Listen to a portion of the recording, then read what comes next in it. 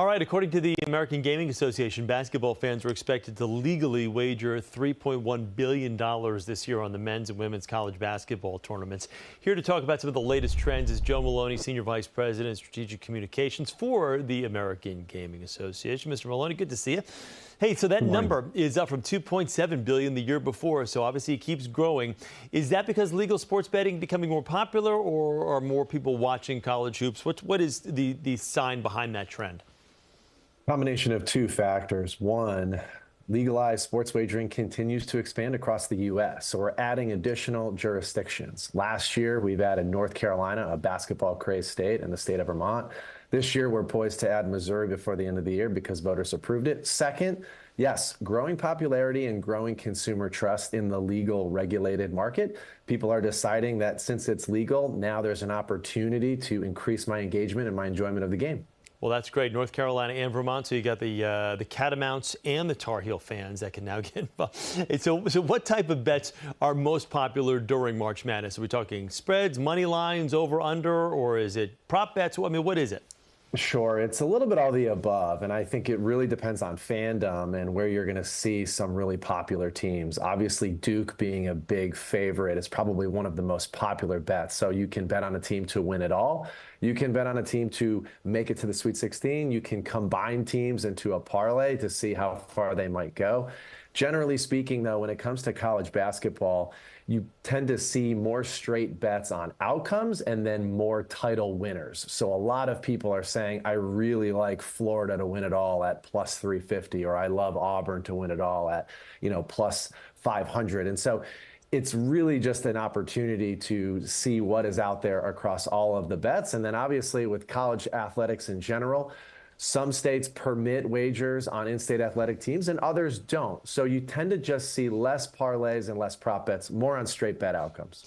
Let me ask you, Joe, the perception of betting with all, especially college sports and all sports, have you seen like a real seismic shift where it used to have to kind of be done in back rooms behind closed doors? Now it's not so much, I guess maybe not as the right word is seedy as it used to be, because you can really add to your enjoyment of watching the game. If you have a little, it doesn't have to be, you're not, putting your mortgage on the line, but you can actually add to the experience of sports with this. Absolutely. Normalization and legalization kind of go hand in hand. We've taken this out of the shadows and now it is in the light. And what's really important right now is to go about any type of sports wagering or any type of gaming experience in the legal regulated market with a plan. And it's important to have a game plan to approach this activity responsibly and in a positive way that simply increases your engagement and your enjoyment of the game. You've got 5 tips to keep betting fun and safe. What would those be? Sure. First of all, bet legally. Bet in legal markets. And you can go to haveagameplan.org to find the legal operators in your jurisdiction. 2, stick to a budget. Have a set amount of money that you're willing to spend. And once you're done, walk away. Keep it fun. This is a social activity. It's just meant to be for a good time. 4th, know the odds. Understand betting terminology if you're doing it for the first time. And finally, keep your cool. An invitation, winning or losing a bet is not an invitation to criticize a fan, player, or coach or official. I always tell people that go to Vegas, I'm like, they didn't build all of those casinos with their own money. So you're not going to win every bet. So keeping your cool is definitely some great advice. When it comes to betting, the most important thing, as we've talked about, is being responsible. But what advice would you give to someone who's new to sports betting, including when they decide to kind of dip in right now with March Madness?